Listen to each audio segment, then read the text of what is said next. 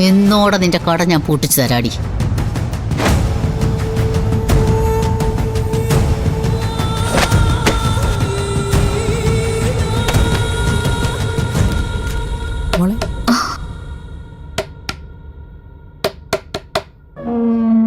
മോളെ ചേട്ടത്തി വന്നോ? എവിടെ? ഞാൻ പറഞ്ഞ സാധനം വാങ്ങിച്ചോ? ആരേലും പെട്ടെന്ന് കുടിച്ചു. ഞാൻ പറഞ്ഞ കടയിൽ തന്നെയല്ലേ വാങ്ങിച്ചോ? അതെന്നെ, അവിടുന്ന് തന്നെ. അവിടെ എന്തൊരു തിരക്കായിരുന്നു. ഞാൻ പിന്നെ ഒരു പരുവത്തിന് ഇടിച്ചു കയറി വാങ്ങിച്ചു. വേഗം കുടിച്ചോ.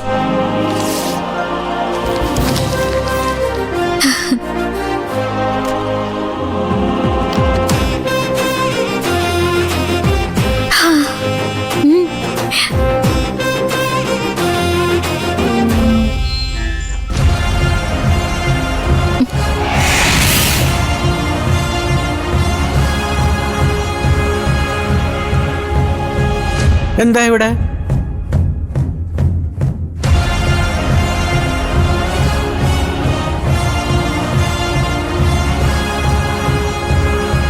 എന്താ ഞാൻ അറിയാത്തൊരു കച്ചവടം ഇവിടെ? ഒന്നുമില്ല മുത്തശ്ശി. എന്ന് നീ അങ്ങ് പറഞ്ഞാ മതിയോ? എന്താടി പുറകിൽ ഒളിപ്പിച്ചു വെച്ചിരിക്കുന്നെ?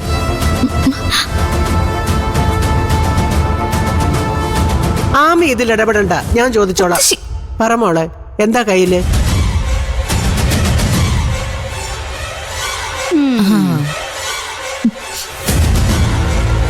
എന്താ ഇത്?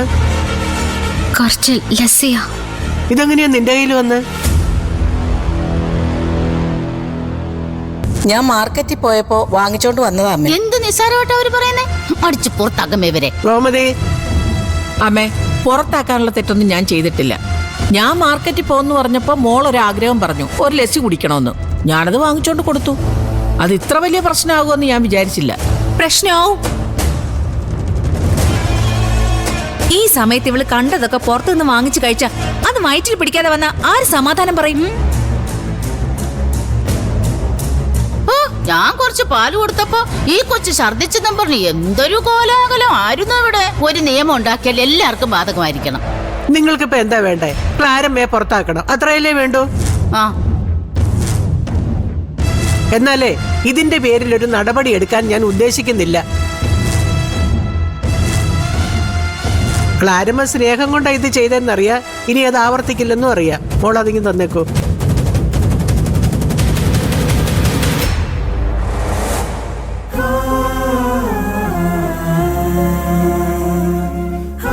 പൂജമോൾക്ക് ലസ്സി വേണമെങ്കിലേ ക്ലാരമ്മ ഇവിടെ നമ്മുടെ തൈര് കൊണ്ട് ഉണ്ടാക്കി കൊടുത്താൽ മതി.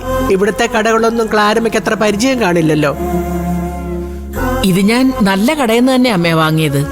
കണ്ടോ കണ്ടോ, പിന്നെ അവര് വാദിക്കുന്ന കണ്ടോ? ഗോമതിയോട് ഞാൻ പറഞ്ഞു മിണ്ടരുതെന്ന്. ക്ലാരമ്മയുടെ നല്ല ഉദ്ദേശത്തെ ഇവിടെ ആരും ചോദ്യം ചെയ്യുന്നില്ല.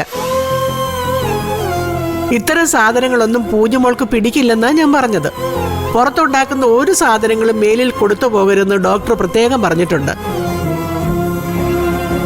അന്ന് ഹോസ്പിറ്റലിൽ കിടന്ന് പാവം കുട്ടി കുറെ അനുഭവിച്ചതാ.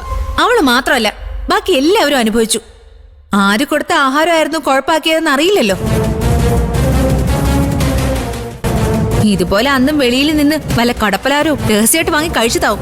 എന്നിട്ട് പരാതി വന്നപ്പോ അത് ഇവിടുത്തെ അടുക്കളയ്ക്കായി. ഇവിടെ പരാതിയുടെയും പരിഭവത്തിന്റെയും പ്രശ്നമൊന്നുമില്ല. ആർക്കും ആരെയും സംശയവും ഇല്ല. പറഞ്ഞു പറഞ്ഞ് നിങ്ങൾ കുഴപ്പമുണ്ടാക്കാതിരുന്നാ മതി. മുത്തശ്ശി, ഗോമതി, നീ പോയി ലസ്സി ഉണ്ടാക്കി പൂജമോൾക്കും ആമിമോൾക്കും കൊടുക്കും. അയ്യോ, തൈര് തീർന്നു. ഞാൻ മാർക്കറ്റിൽ നിന്ന് വാങ്ങിച്ചോണ്ട് വന്നിട്ടുണ്ട്. പുറത്തുനിന്ന് വാങ്ങുന്ന ഒന്നും ഇവിടെ ഉപയോഗിക്കാൻ പാടില്ലെന്ന് നിങ്ങൾ പറഞ്ഞത് കേട്ടില്ലേ? അത് സാരമില്ല, ഒരു കുഴപ്പം വരില്ല. തൈര് പുറത്തുനിന്നാണെങ്കിലും ഉണ്ടാക്കുന്നത് ഗോമതിയല്ലേ. നോക്കി നിൽക്കാതെ നീ പോയി ലസ്സി ഉണ്ടാക്കിക്കൊണ്ട് വാടി. മുത്തശ്ശി, എനിക്ക് വേണ്ട. അതെന്താ? എന്തോ ഇപ്പൊ കുടിക്കാൻ തോന്നുന്നില്ല. ഓ, പുറത്തുനിന്നുള്ള അളിഞ്ഞത് കിട്ടാത്തത് കൊണ്ടായിരിക്കും അല്ലേ? അളിഞ്ഞതും പൊളിഞ്ഞതും ഒന്നും ഇവിടെ ചർച്ച ചെയ്യണ്ട. എല്ലാരും ഒന്ന് പിരിഞ്ഞു പോയിക്കേ. ക്ലാരമ്മയ്ക്ക് പണക്കമൊന്നും തോന്നരുത്.